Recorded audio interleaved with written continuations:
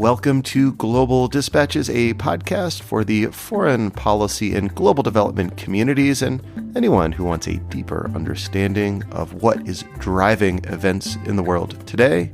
I'm your host, Mark Leon Goldberg, editor of UN Dispatch. Enjoy the show.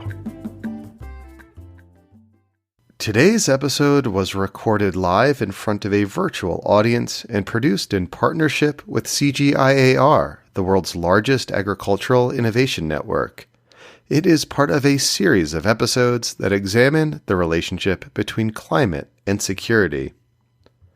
I moderate a panel discussion in which experts discuss and explain the need for a coherent approach to climate security across multiple policy sectors. Introductory remarks are given by Robert Voss, Director of Markets, Trade and Institutions Division at CGIAR, who frames the conversation before I moderate the panel. To view other episodes in this series and participate in a future live taping of this podcast, please visit climatesecurity.cgiar.org. Now here is Robert Voss of CGIAR. Good morning, good afternoon, good evening, everyone. My name is Rob Voss. I'm the Director of Markets, Trade and Institutions of IFPRI, the International Food Policy Research Institute that's part of CGIAR. And I will be your webinar host today and introduce our topic for discussion. The world is not on track to eliminate hunger and malnutrition. Global hunger was already on the rise before COVID-19. The number of people facing acute food insecurity has risen over the past 7 years. Last year, the number rose starkly, affecting more than 150 million people, and also during this year, 2021, many more people facing famine-like conditions have been counted in the semi-annual update of the Global Report on Food Crisis that will be released in the coming days. If you thought famines were something of the past, you missed the memo. They're back, center front. It shouldn't be the case, as the world has seen enormous progress in agricultural productivity growth over the past half century. The world produces more than enough food to feed everyone, and yet not everyone has enough to eat. Things clearly are not moving in the right direction. Climate change is a major spoiler and a major threat to food security. It is not just a future threat, it's already affecting food production today.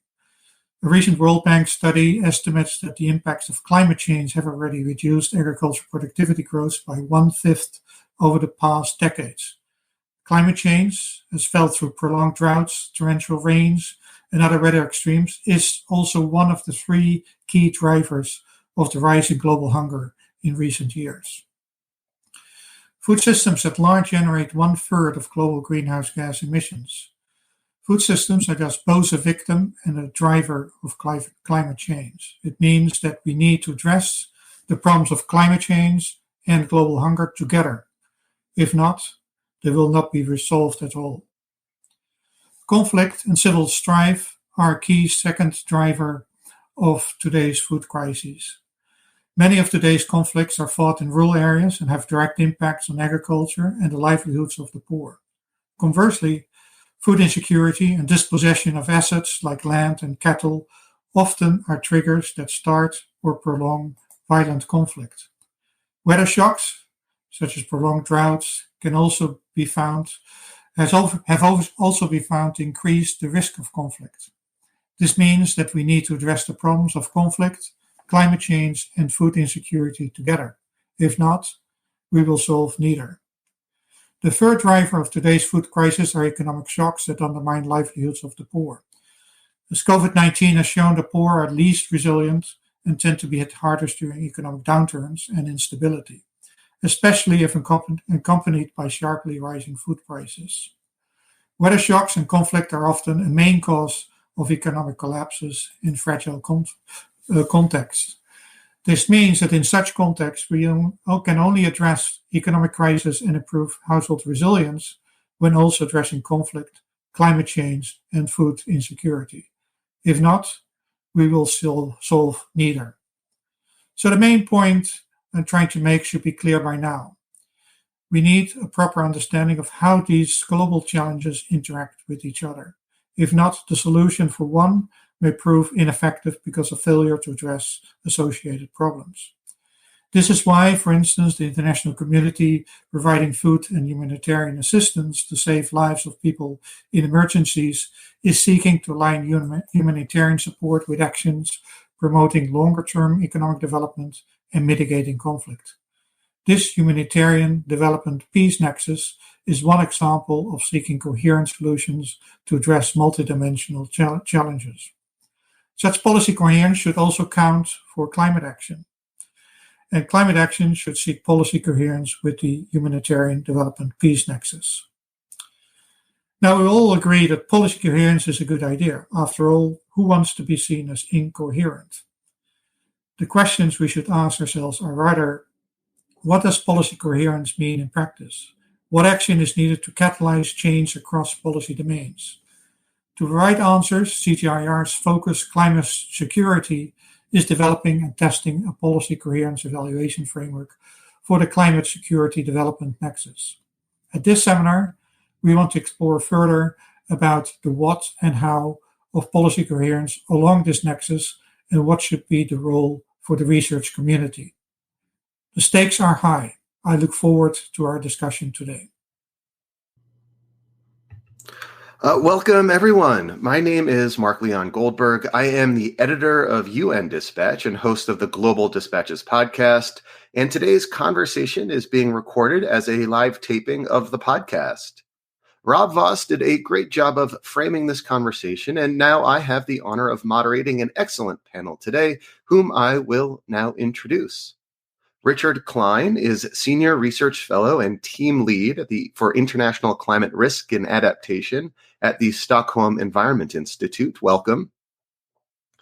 Frank Place is Director, CGIAR Research Program on Policies, Institutions, and Markets. Welcome.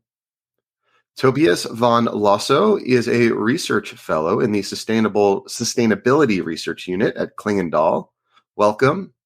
And Sibi Lawson-Marriott is Regional Advisor, Climate Change Adaptation, Resilience, and Gender Equality with the World Food Program. Welcome to all. So I will have some questions prepared for our esteemed panelists, but I will also be sure to leave time for questions from the audience. To ask a question, please simply leave your question in the comment field wherever you are watching the live stream. So to kick things off today, I'm going to start with 2 rounds of very quick questions to each of you. Please try to keep your answers to under 1 minute. And Richard Klein, I'll start with you. First question, why do policy responses to climate change need to be integrated and coherent across various policy sectors? Thanks, Mark Leon, and thanks, Rob, for inviting me to the seminar. I'm looking at this from an adaptation perspective. The impacts of climate change will affect many different sectors in all parts of the world. Take a coastal region with beaches and coastal wetlands that's going to be affected by a rise in sea level. There'll be a need to protect the people who live there, but there's also a need perhaps to maintain tourism, to ensure continued fisheries, and nature conservation is important as well. And the policies and measures that can be taken to tackle sea level rise, protect the region, and maintain economic productivity are very different. And it's important that those options are chosen that do not close off options for others. In other words, that conflicts do not arise as a result of adaptation to climate change. That's why we need policy coherence. Thank you. Same question to you, Frank Place. Why do we need policy coherence? Good. I'll complement Richard's very broad view and take a more narrow focus. If we just look at the aspect of one aspect of response to climate change, that is to increase the use of climate smart practices on farms, a whole set of actions need to take place, from building of capacity of advisory services and farmers to reducing incentives that encourage farmers to use other practices to developing basic infrastructure such as irrigation. If we now consider the entire food system, there are even more areas requiring integration and coherence. And finally, I would like to mention that vertical integration is as important as sectoral coherence, as there are often actions required at different administration levels for strategies to be effectively implemented.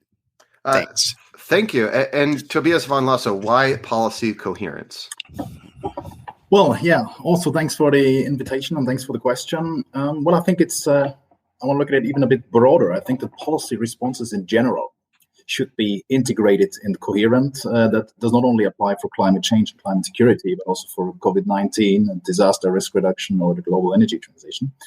And as the challenges that we look at today are quite broad and quite complex, they basically it's a need that they are integrated and coherent to avoid unintended consequences and also to reduce competing goals, other agendas, for instance, when it comes to land use practices or also decisions to be taken over infrastructures.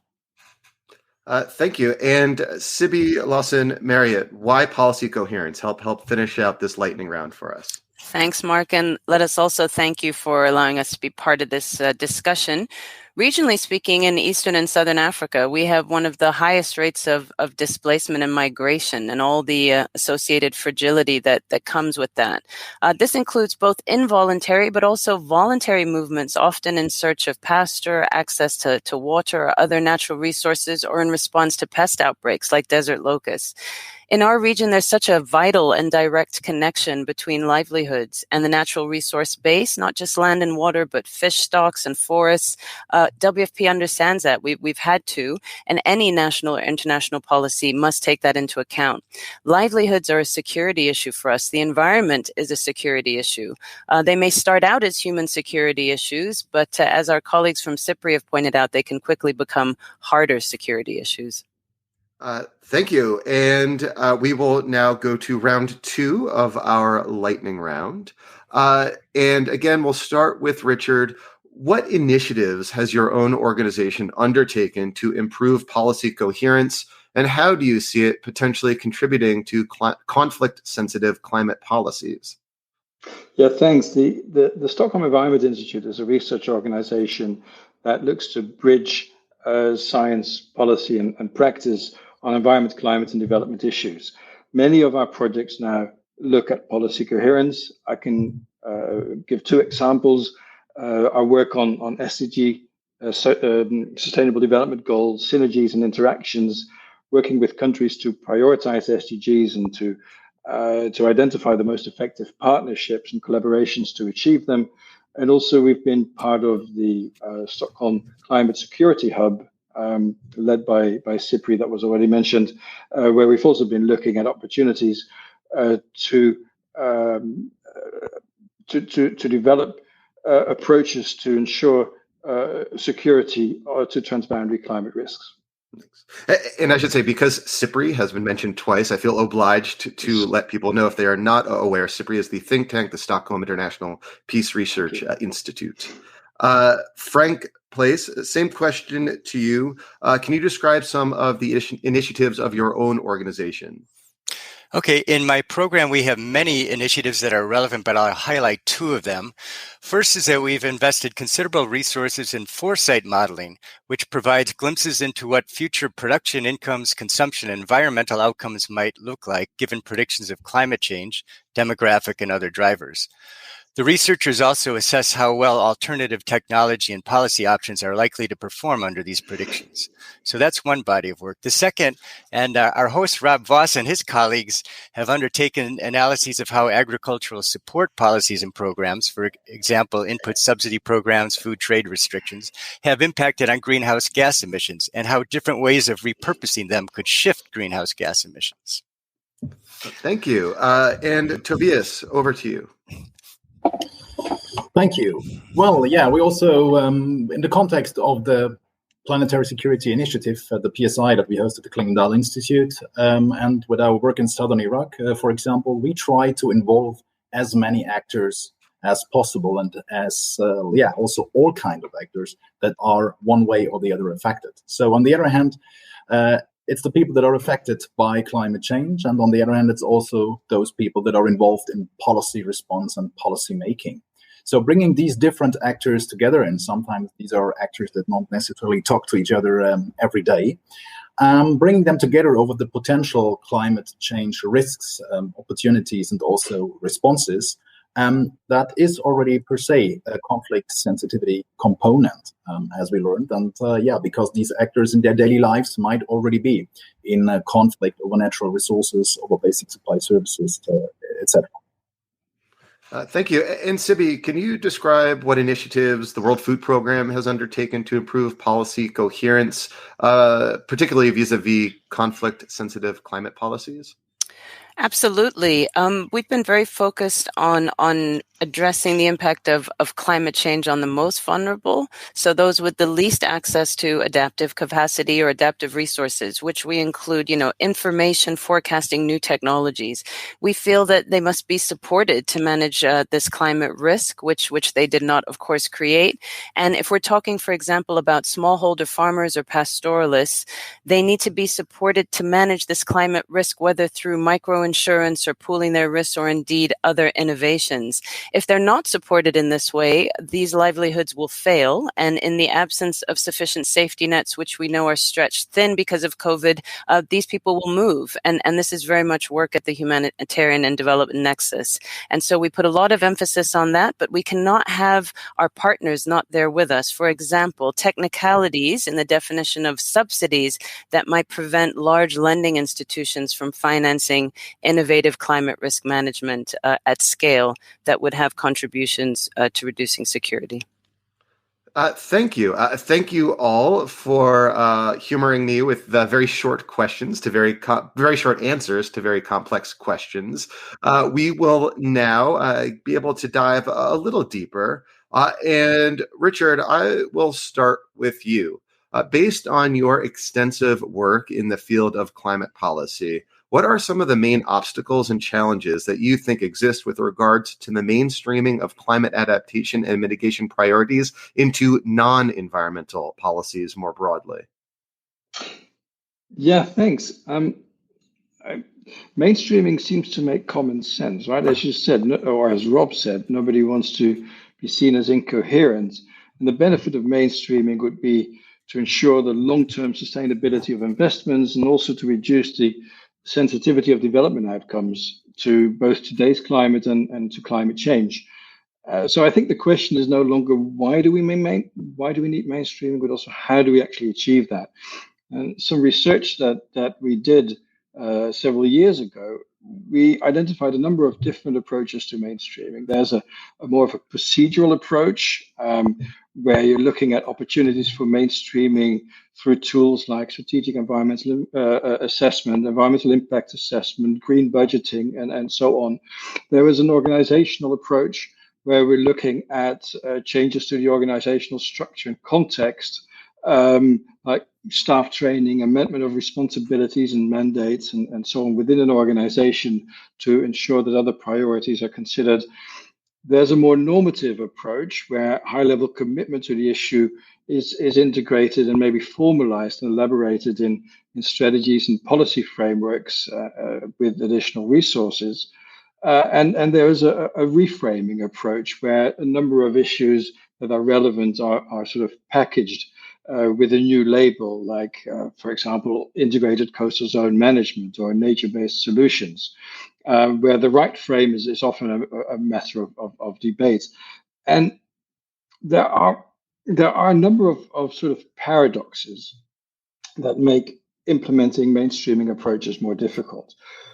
One is that adaptation, looking specifically at adaptation, if it's to be sort of internalized across different sectors and decentralized in terms of ownership, it can lead to decreasing visibility and targets and measures that are taken may no longer be seen as adaptation. So the issue is sort of mainstreamed off the agenda, if you like. At the same time, the original rationale for introducing mainstreaming requirements is that it has to be visible, it needs to be raised on the agenda, it deserves specific attention.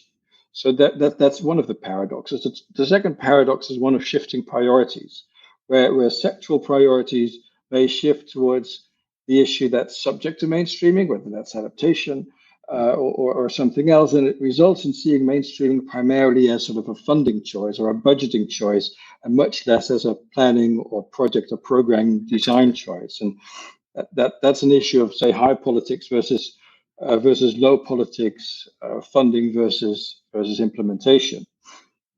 Great. Well, thank you. And Frank, I will turn to you now. In the context that the Policies, Institutions, and Markets CGIAR research program has frequently worked in, what policy realms have emerged as being particularly important for the intersection of climate adaptation and mitigation, peace, and security? Yeah, in addition to those topics I mentioned before, I'd like to raise three additional ones here.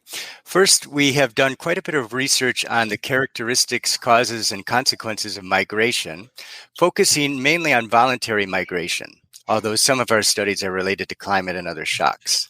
As you might imagine, the impacts of voluntary migration are quite different than those related to involuntary migration.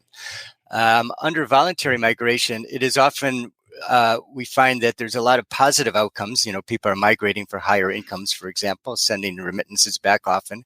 But it's mostly the educated individuals who are more likely to migrate from their rural home areas. This may then hinder the ability of these sending rural areas to diversify into other important livelihoods. So thus, raising education levels in rural areas should continue to be a priority of governments as it is. Second, we've done a lot of work on social protection programs, focusing on rural households. Social protection programs are growing in many developing countries. We're squeezed by COVID, as pointed out by CB, but targeting and transfer mechanisms are improving, and there's many positive benefits from these programs. Since many recipients are located in the marginalized areas of countries, these programs could be adapted to include climate triggers to respond quickly to shocks. So that's an area for future work of integrating those. And lastly, I'll mention our research on natural resource tenure and governance. We have conducted research to develop inclusive approaches to managing shared landscapes with applications in managing rangelands, forests, water resources, among others. And we've also identified options to strengthen tenure security amongst smallholder farmers, and especially the youth and the women. So, thank you. And Sibi, I'm going to come to you next. Why is it important to have a coherent approach to climate adaptation, mitigation, and food security related policies? And can you perhaps explain some of the ways that incoherent and inconsistent climate policies can undermine the food and nutritional security of vulnerable communities? Okay, Mark, I'm going to give that to you in a two-part answer. If the first one is more looking at things with a fragility lens, provisions for humanitarian assistance or crisis responses must take into account the impact of this displacement on the environment as well. So households might need food transfers or cash transfers, but they will also need ways to cook that food. Oftentimes, populations are moved in a new country to very degraded lands, making this even more urgent. If they have to travel further and further to access increasingly scarce fuel wood, there's danger at a personal level and also increased conflict with host communities. In protracted crises, which are the norm in this region, you can have families displaced for generations. I was recently at a refugee settlement in Uganda where the average length of stay was 17 years. So here, access to land, financial support for livelihoods, these are oftentimes not covered in refugee in case regimens, but they need to be considered. If I move now to the development lens, different priorities inform different national and international policies. A desire for reduction in the dependence of, say, fossil fuels or reduction of carbon emissions can rank differently as a priority on national agendas. If a government's trying to accelerate exports, farmers or livestock exports, its emphasis on green technologies may be different. So we want to avoid a situation where there's a zero-sum game between what's seen as green or climate friendly and development and the growth aspirations of the governments in this region. We're watching closely the discussions that are happening in the U.S. right now on these very issues. Thanks. Thank you. And Tobias, what kind of strategic partnerships between governments, international and regional organizations, non-governmental organizations, and the private sector are needed to help improve climate security policy coherence? And how might different biophysical and socioeconomic contexts affect the makeup of these partnerships? Well, again, big question. It, of course, we need to highlight that it always depends, of course, A, on the regional local context, and B, on the specific climate security challenge that we discussed. So electricity and water shortages in rural areas, for instance, require different approaches than floods, thunderstorms, or heat waves in cities. That can involve the state, that can involve NGOs, the private sector. It's context specific. Important is that these alliances and partnerships are built around the topics, around the challenges, and at the same time across sectors, political parties, across conflict lines, all kind of socio-economic groups, ethnicities, etc. To come to the second part of the question, the biophysical and socio-economic context, well, it actually determines the potential action, the role of the actors, and the type of the partnerships. So let me give you quickly an example. When we talk about water scarcity and water security, we hardly discuss the Arabian Peninsula, with the exception of Yemen. But why is that the case? It's the most water scarce region in the world. Well, we don't discuss Saudi Arabia, Qatar, or UAE because simply these states have the financial means to address water scarcity and security, in a specific case with large-scale desalination. So in this case, of course, the private sector, technology development, and state financing are key drivers behind that successful policy response. While in other cases, for example, we have enough water resources available, but they cannot be utilized due to limited financial resources or the lack of technology, such as in the DRC. In such contexts, then we talk about water scarcity and water security and how climate change that further accelerates. Thank you. We're going to go back now to Richard Klein. What tools should the research community develop for policy and decision makers to improve coherence, and where should priorities for generating evidence lie? Thanks. I see a need for two types of screening tools. The first one already exists by and large, and that is climate risk screening. But the climate risk screening for adaptation often looks only at what happens within a country and how can we address these risks within the country. I want to highlight here the importance of cross-border or transboundary climate risks, the fact that what happens in one part of the world may have a detrimental effect to other parts of the world. To give one example, in 2008, 2009, the drought in parts of Asia, including India, led to a reduction of export, increase of the price of rice on the world market, tripling of the price of rice on the market in Senegal, and food riots in the streets of Dakar. So the vulnerability and the conflict that we saw in Senegal had nothing to do with the climate change that was happening there. And risk screening efforts in Senegal would have missed the risk that was actually caused by a climate event in Asia. So that we need to broaden risk screening tools to include transboundary climate risk. The second is we also need screening tools to identify the effect of actions taken to reduce these risks, because often these actions don't actually reduce risk, but they redistribute risk. They might reduce risk in one place, but they might make people in other places worse off. We need to identify what are the justice and equity effects of these actions. And this is also some ongoing work that we are doing, looking at the issue of just resilience. I could say more about that later if you want. Thank you. Thank you. And now I'll move to Frank. In your work on natural resource tenure and property rights in agricultural landscapes, can you think of any examples of where an integrated policy response across multiple dimensions simultaneously could serve to reduce the risk of tensions or conflict? Sure. In many rural settings, natural resources such as water, feed, food, medicinals, firewood are found in forests, woodlands, and other habitats that are off agricultural lands. And these are very important for the well-being of the poor. Many studies have shown how their importance increases when there are droughts or other climate shocks. Therefore, it stands that governance and rights to these resources are critical to the likelihood of conflict as well.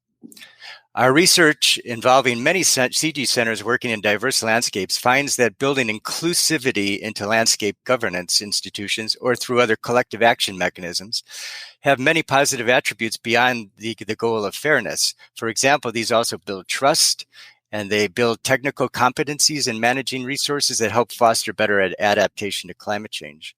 While not such a core component of all of our research, I think that conflict mitigation could be more widely integrated into our research designs in the future.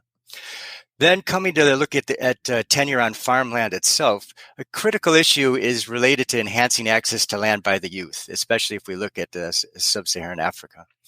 Research shows that where traditional inheritance systems are insufficient to provide land to all of those youth who would like to have some, because there's land shortages, there's very densely populated areas, we find that land rental markets are a useful mechanism, which is unlike land sales markets, which tend to be out of the reach of the youth who don't have capital to invest. But these short-term rentals, which are prevalent, are not good for encouraging longer-term climate-smart agriculture practices. So the promotion of longer-term land rentals could be an approach to promote peace as well as climate change adaptation and mitigation. Thank you. And Sibi, we are speaking in the midst of Nobel Prize season. And of course, your organization, the World Food Program, won the Nobel Peace Prize last year. And since then, the WFP has increasingly been working on mitigating that climate security nexus, particularly through its regional presence. For instance, the WFP Regional Bureau for Eastern Africa is looking to create a learning facility for institutions contributing to the enhancement of climate risk management, change adaptation data, and program integration with other WFP activities. How do you think this initiative could contribute to the coherence of national and regional policies for a climate resilient peace? Thank you, Mark. I'm happy to answer that question. And of course, winning the Nobel Peace Prize was such a huge honor for WFP. But more than that, it was a recognition of something we have felt and known for some time, but have struggled to quantify, which is, of course, the contribution of well-designed food assistance programs to peace outcomes. And food assistance in the widest sense of the word, so not just the transfers of food or cash, but market development activities, logistics interventions like bridges and roads between previously quite isolated communities, cash transfers at scale, almost $400 million of cash transfers over the past year and a half in some of these protracted crises. So we know there are direct impacts on social cohesion and the community integration that my colleague was just speaking about. So through this learning facility, our aspiration is to understand better how we can mitigate collective security risks that are linked to food system issues, which of course environmental ones are. How can we better leverage our presence, partnerships, and operations in ways that contribute to these peace outcomes?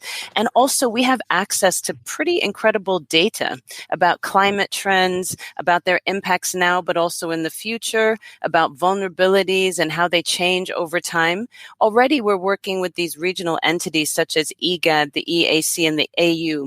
These bodies play such a key role in conflict prevention and resolution. We feel strongly that they need to be equipped with access to the latest science, the latest knowledge, the latest thinking, information about how to support countries to better manage their climate risk. So that's the thinking behind the facility. Thank you. And Tobias, in the context of Klingendahl's recent work on climate security practices, how can we best streamline climate security practices across different policy domains and sectors? Well, an excellent question. Thanks. With the report that we published earlier this year, there was basically one key lesson learned, which was that there are just a few climate security practices. They usually either come from the security side, from security projects that put a climate security label on it, recognizing that climate change does play a role here, or they come from the climate change perspective side, taking security-related consequences into consideration. But there are hardly projects that explicitly address climate security as a term, as a concept, as an approach, and also as a way of framing and thinking, by the way. So how to streamline that? I think it's important that we start to make more use of the opportunities that climate security offers, rather than still debating the different definitions, interlinkages, causalities, etc. These discussions still get a lot of space and room in the various discourses and debates. Climate security is by definition an integrated approach. It allows to integrate climate and security, different branches for action, land and water use, for instance. It could be seen as a tool to contribute to peace, stability, conflict prevention, and peace building. As it is some kind of a still fuzzy and open concept, climate security is quite flexible, can be flexibly adjusted to the concrete local context, as already outlined above. While new policies need to be developed, it is also worth, by the way, to look into de facto climate security practices of the past. Afforestation projects or decentralized electrification projects, some of them run for 10, 20, 30 years, might not be labeled climate security practices today, but they are actually already at the very core of what we are discussing here. So we can learn from these practices from the past and from the ground. Thank you. And I have a final round of questions for our panelists. But before I get to that, just a reminder, if you would like to pose a question to our panelists, please simply leave your comment as your question as a comment in the comment field wherever you're watching this live stream. And now to a final question for each of you. What are the top 2 messages you would emphasize with regard to ensuring a coherent and conflict-sensitive approach to the design and implementation of climate adaptation and policy mitigation policies, particularly in the context of the upcoming COP26, which kicks off in just a couple of weeks from when we are speaking today. So, Richard, I will start with you. Thank you. Yeah, my first message to the COP, there will be in Glasgow, there'll be a lot of discussion about the global goal on adaptation, which is in the Paris Agreement and which needs to be made operational in order to be able to track progress towards achieving that global goal. In the same article in the Paris Agreement that introduces the global goal on adaptation, it also says that adaptation is a global challenge. And I think that is often overlooked. The fact that adaptation is a global challenge doesn't just mean that adaptation is important for every single country in the world. It means that we're all connected, we're all in this together. And as I just mentioned with the example of India and Senegal, what happens in one part of the world might have an effect on another part of the world. And the UNFCCC and the discussions at COP26 are not taking that into account. Adaptation is very much a domestic, country-driven process where the impacts that need to be adapted to are those that happen within the country. And that would be overlooking an important part of the risk. The second message, and that's related to that, is that as we pursue resilience, and there's, of course, a lot of discussion about resilience and how important it is not just that we need to make people and communities more resilient, but it's how we produce that resilience that matters. And the European Commission, in its recent adaptation strategy, has introduced the notion of just resilience as sort of the adaptation equivalent of just transitions, where there is an understanding that action can produce winners and losers, and it's important that those that stand to lose from any options are either compensated or that the policies are designed in such a way that that resilience is produced in a just way. I can just give, if you allow me, give one example that I think illustrates this concept quite nicely. And we all know that coffee production is vulnerable to climate change. If it gets warmer, a country like Brazil, which is an important coffee producer, might well be hit, and the quality of coffee or the production of coffee may be affected. For coffee importers in Europe, it'll be very easy to either cancel contracts or just to shift their import of coffee to another place. That's adaptation for them, and it may be very sort of effective. On the other hand, those at the very beginning of the supply chain, the coffee farmers, they will not just be hit by climate change, they'll be hit by the actions taken by the coffee importers in Europe as well. And that would be an example of unjust resilience, if you like. Thank you. And Frank, over to you. Yeah, just building on Richard's comment, last point about building resilience really requires you to get to the community level. I think one thing that I mentioned before on landscape approaches, I think is very important. So landscape approaches that bring together stakeholders and provides each of them voice and agency over management of these resources are important for increasing equity, climate change adaptation and mitigation, sustainable management, trust and peace. I think that it's a vital pillar in our approach, whether we start at national level or start at local level, but eventually we have to get to these local levels and design good institutions. The second one is that, one finding that's consistent in a lot of our research, regardless of what sector and so forth, is that the context matters a lot when designing appropriate policy responses, whether related to tenure, as I mentioned, or other areas. You can think about what might work in a peri-urban area well connected to markets versus a remote area, for example. So thus, good diagnostics of best bet policies and investments in a given situation is a must for all, future investments and policy considerations. Thank you. And Sibi, over to you. Your top two messages in this regard. Yep, my top two messages. Well, I would say from our vantage point, we're still really looking at issues of climate justice and climate debt. And for us, that now means equal access to adaptive resources and capacities, prioritization of actions that accelerate adaptation in low-income contexts, which includes conflict risk management, innovations, but also the financing for that.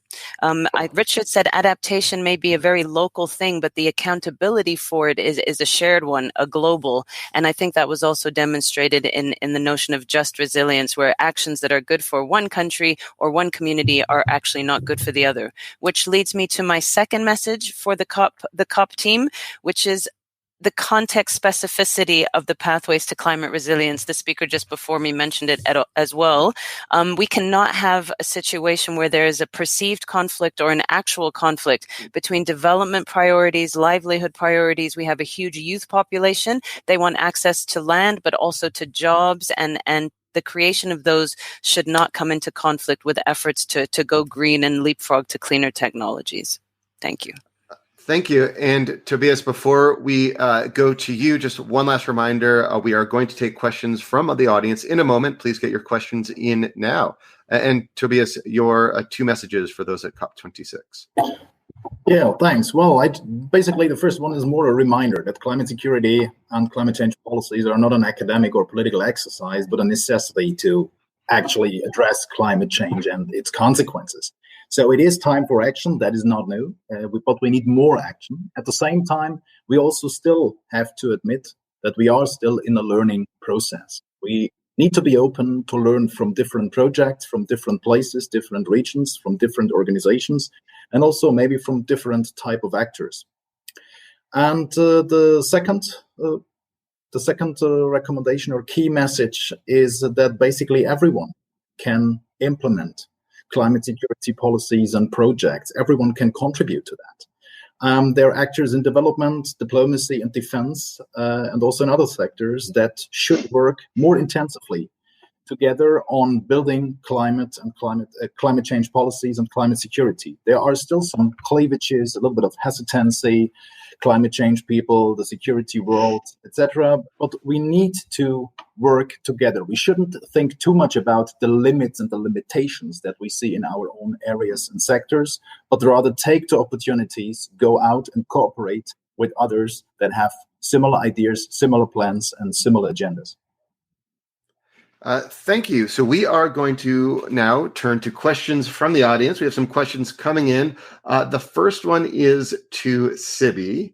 What's the best way to tell government agencies about the role of climate as a threat multiplier? Thank you for that question. In fact, we like to show governments evidence of the money they could have saved had they responded in an anticipatory way. We like to look, for example, where I'm sitting now, we're in our second year of drought in several countries of the region, quite a severe drought, and looking at another year of drought next year, unfortunately. So we've missed the window for anticipatory approaches, but we can now go to governments and say, had you spent this money in this way, it would have saved you you some very expensive responses down the line. So it's more with evidence and showing cost savings. Most governments are aware of the threat that climate is bringing to them, but they're looking for ways to respond out of very constrained budgets. So we try to show cost savings and work at the community level. And just to be clear, you are in Kenya at the moment. Oh my goodness, yes, I'm sitting in Nairobi. Our regional bureau is in Nairobi. Of course, we covered of course. 10 countries in this region. Just wanted to make sure that listeners out there knew that. They Yes. can't see the beautiful map behind you and this live stream. Frank, Richard, question to you from the audience. What needs to be done so national and subnational policymakers actually have the capacity to put forward more climate security sensitive adaptation policies? Yeah, that's a good question. National adaptation plans and regional adaptation plans aren't just about implementing particular technologies, for example. They're also about, strengthening institutions, building the capacity of all actors involved to have better access to data, to better interpret the data and understand the risks across sectors. I think that capacity strengthening element of adaptation is sometimes overlooked, as it is so important. It is the absolute foundation for any adaptation activities to be successful. To a large extent, that is that can be built in to funded adaptation projects through the Adaptation Fund or the Green Climate Fund or bilateral activities. But there are certainly also opportunities within countries to create that sort of the foundation for policy coherence and effective adaptation, and also link it to issues such as humanitarian assistance and other policy fields. Thank you. And the next question I have from the audience is to Frank. You've spoken about empowering young people. Certain demographic groups, particularly young men, are commonly cited as being susceptible to being drawn into and engaging in conflict. How can climate-smart agricultural policies be specifically tailored to this dynamic? Very good question. Yes. So the youth comes, often the youth come in with a higher education than their predecessors. They're looking for, interesting ways in which they can apply that, whether it's on farm or off farm. There's quite a few programs that are designed to help, raise capacity and help support the development of youth agripreneurs or entrepreneurs. So they could be on farm or associated with farming practices in rural areas. For example, providing advisory services. We've done quite a bit of research to see how we can involve the youth in providing advisory services, because they're quite adept at more than their predecessors on using digital tools. And there's a lot of information out there that can be accessed digitally, but it has to be translated to local communities. So there's some promising developments there. Also, to get into different kinds of other kinds of businesses to help supply agriculture. So it does require, though, that they need some access to credit or capital, because that's one thing that youth don't have. They have the education, but they don't often have the capital and credit. So, enabling some kinds of projects to help to promote them. Brazil has a good program. I forget the name of it, though, to help to give some capital to youth to help start them off on some of these enterprises. And some of that's been tested in African countries as well. Thank you. And the next question could be for everyone. Let's, though, kick off with Tobias. How can those attending COP26 make sure that policies coming out of the conference don't end up undermining security or increasing the risk of conflict? Well, as I said before, it's context specific, and it needs to be looked at in the specific cases. In general, the actors implementing these policies should always be on alert when it comes to security, when it comes to climate, when it comes to competing goals. Unfortunately, I'd say there is no guarantee that unintended consequences or side effects might pop up 1 or 2 years later. But as a recommendation that I would give, all actors involved, we all need to do our best in order to avoid these kind of unintended consequences as good as it gets. And again, local knowledge involving the local population, involving those that had been working in the specific context for 10, 20, 30 years might be useful and helpful to avoid such a negative outcome. Who else would like to take a stab at that? Richard, I see you nodding your head. Yeah, no, I think this is a really important issue. I mean, climate change has been often framed as an environmental issue, and the fact that we're now discussing it here shows it's more than that, right? It's also a security issue, but it cuts across basically everything. The people negotiating in Glasgow, though, they are often those who come from an environment ministry. Or with an environmental background.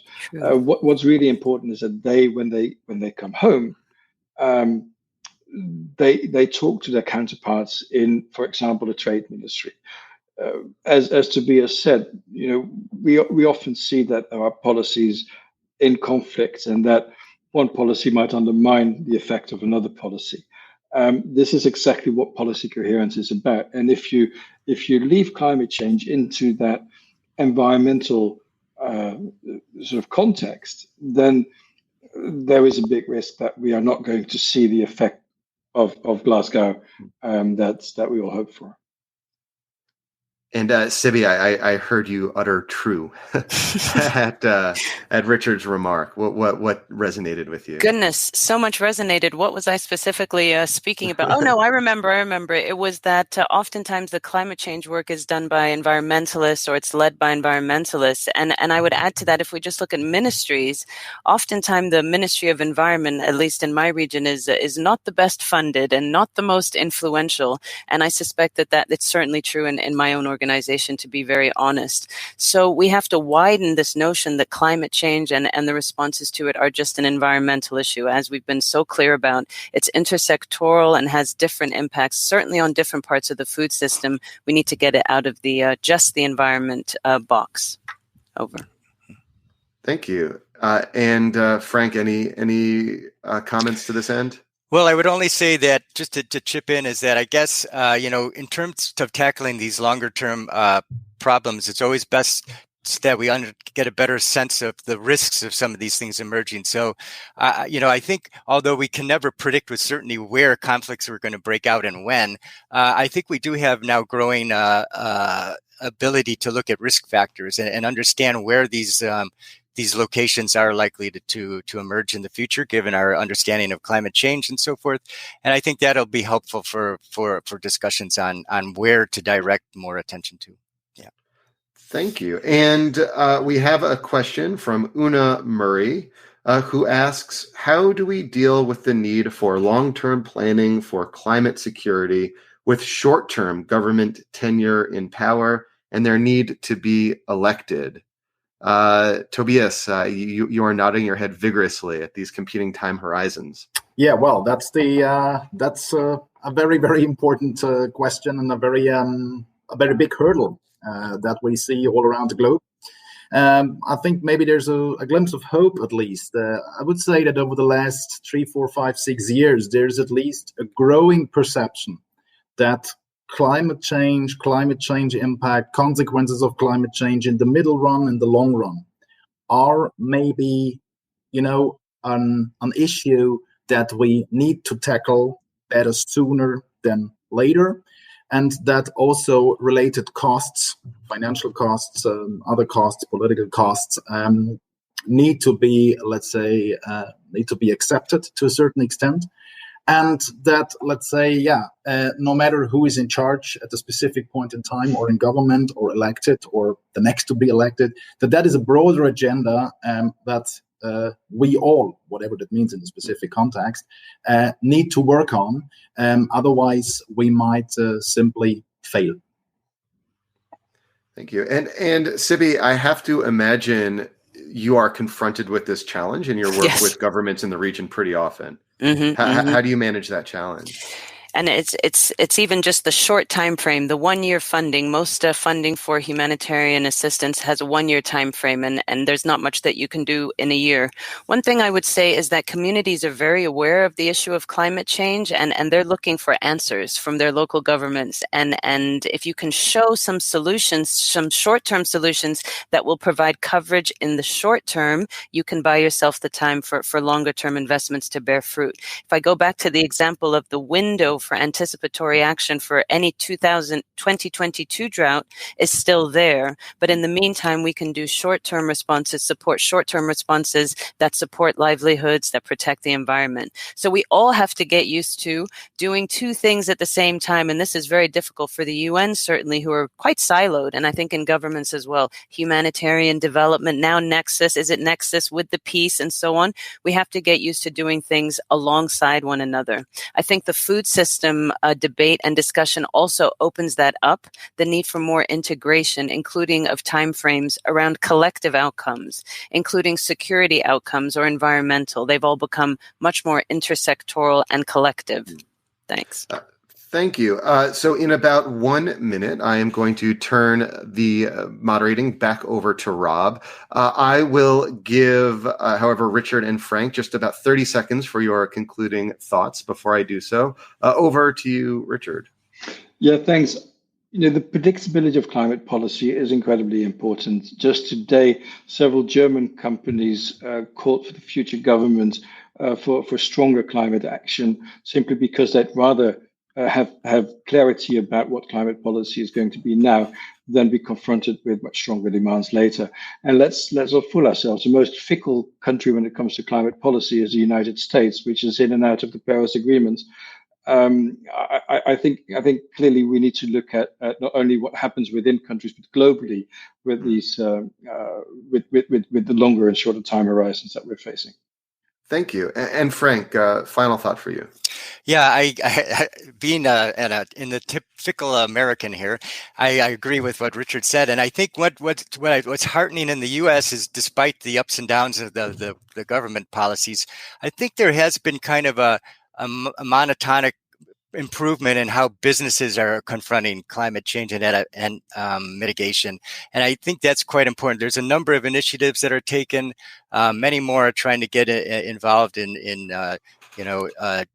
getting, to zero emissions targets and so forth. And I think that's really where the action's going to happen in places like the U.S. It's through the private sector, not the government so much.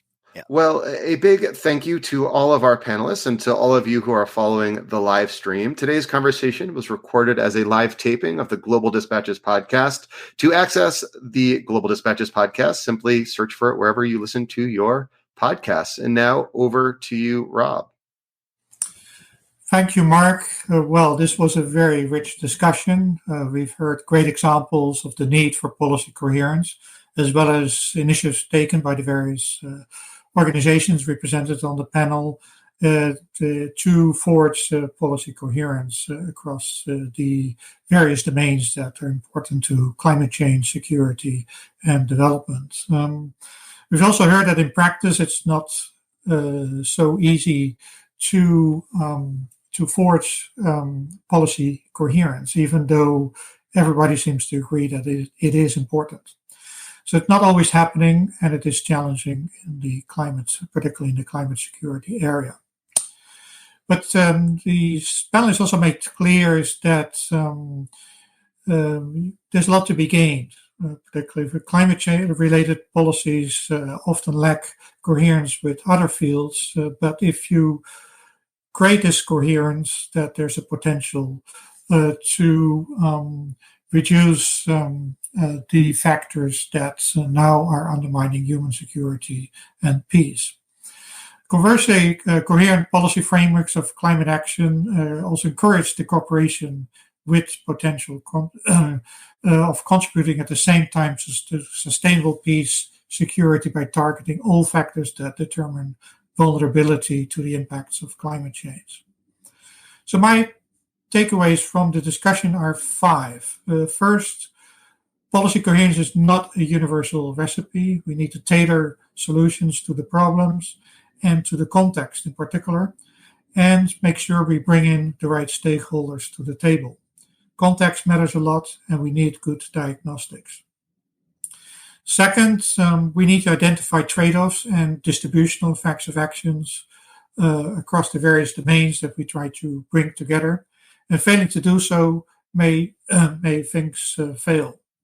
We need just transitions, that's part of the distributional effects, and that means inclusive design of policies and programs.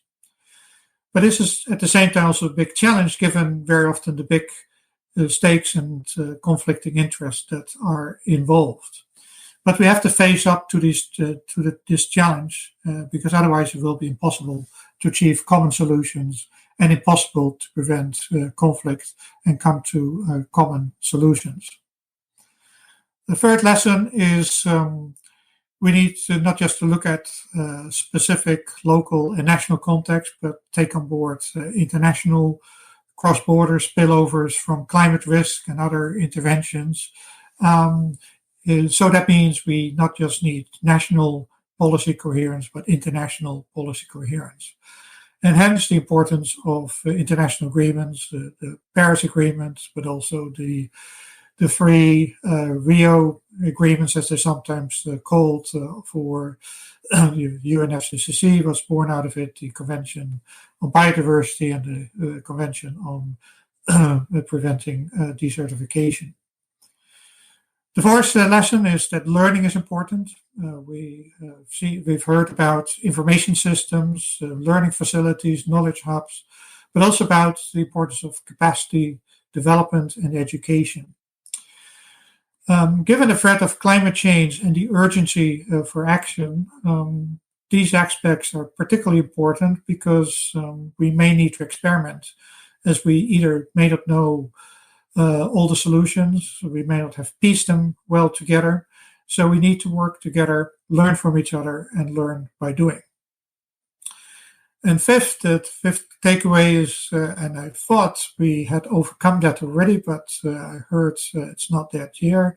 We need to stop seeing climate change as an environmental issue, a difference from other topics and challenges. And I had hoped that that was behind us. If I recall, when I was secretary of the United Nations Committee on Development Policy in 2005, I tried to get that committee present a report on climate change and development to the Economic and Social Council of the United Nations. And it took me a very hard time to get it on that agenda, simply because everyone said, well, that's an issue for UNFCCC and not for the Social and Economic, or the Economic and Social Council of the UN.